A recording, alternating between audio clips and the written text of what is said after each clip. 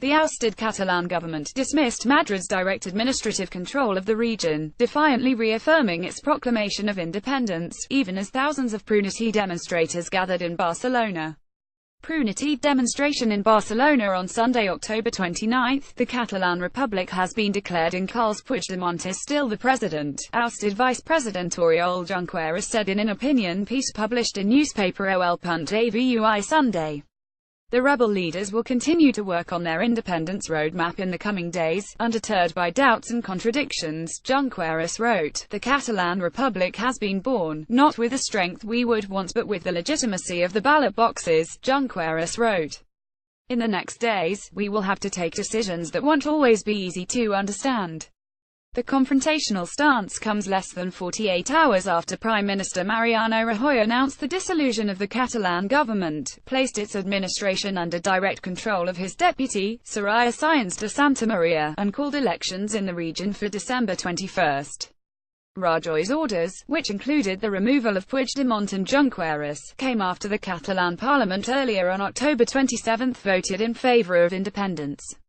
The real test of strength for the two sides will come when schools and government offices open Monday, and teachers and civil servants decide whether to follow the ousted Catalan leaders' calls to resist their Spanish masters or acquiesce to the new reality.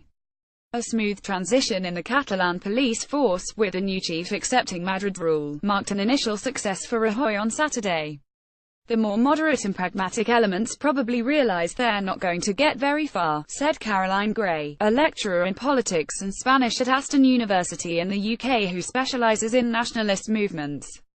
The more radical elements, however, are in the parallel universe of the new republic, and that disconnect worries me. The situation could turn unpredictable if Spain moves in to take control. Mariano Rajoy on October 27, Viva España. Thousands of pro-Unity demonstrators carrying Spanish, Catalan and European Union flags gathered in Barcelona for a rally on Sunday. Three of Spain's four largest national parties, Rajoy's Popular Party, the Socialists and Ciudadanos, are taking part in the demonstration.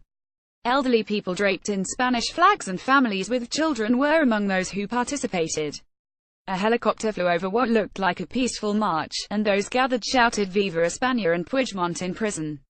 On Saturday, Puigdemont called for democratic opposition and peaceful resistance in a recorded television speech, while a nationalist leader, Jordi Sánchez, issued a statement from jail advocating Ganda-style resistance. A Spanish TV report showed Puigdemont in a coffee bar in his hometown of Girona during his 3-minute recorded statement. Following Rajoy's decision, normal weekend routines like shopping, soccer and strolling prevailed in Catalonia. In the hours that followed, it was business as usual in Barcelona. No visible show of force from authorities, open shops packed with customers and swarms of tourists down the central artery of La Rambla. The red and gold Spanish flag was atop City Hall and the Catalan regional government building. Girona is hosting Real Madrid for a soccer game on Sunday, with the coach pre-game comments focused on the game itself. For us it is a fiesta where the best of one of the best clubs in the world can come and play one tune with the team of all the people of Girona, said the team's manager Pablo Machin, who is Spanish and not Catalan.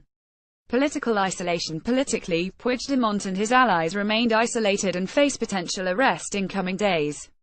The chief prosecutor signaled he would seek rebellion charges against the former Catalan president. The government in Madrid declined to respond to Puigdemont's comments on Saturday. Rajoy's PP party said on Twitter that his vow was very serious and that the irresponsibility of Puigdemont has no limit.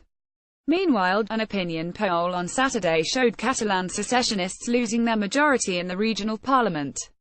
El Mundo newspaper, citing results of a poll by Sigma DOS, reported that the pro-independence bloc would win 65 seats in the regional assembly, short of the 68 seats needed for majority. In the 2015 elections, the bloc won 72 seats. The regional economy, which accounts for about a fifth of Spanish gross domestic product, is also under threat as more companies up sticks amid the threat of civil unrest. A business of German insurance giant Allianz AG on Friday added its name to the list of hundreds shifting out of Catalonia. "It's an enormous mess and utterly incomprehensible," said Jordi Alberic, Director General of Cercle d'Economia, a Barcelona-based business association. "The strategy seems to be to make this the biggest crisis possible so that the world will have to intervene. But I am convinced there is a clear majority of people who want a calm solution. Carles Puigdemont, right, celebrates following a vote to declare Catalan independence. Read more. Where does Catalonia go from here? Whichever way, its massive phalanx of pro-independence activists and demonstrators is certainly unlikely to take Spain's dramatic intervention lying down. Pro-independence supporters gather at Sant Jaume Square in Barcelona on October 27. For many Catalans, the turbulent events of the past week were just sinking in as they braced for the inevitable reprisals. But for some, politics was a sideshow. I have bills to pay and 2 daughters, said Pere Garcia, 52, who mans a stall in the center of Barcelona. Politics won't pay bills. I still have to go to work whether this is Spain or an independent republic, with assistance by Charles Penty, Maureen Strauss, and Joao Lima.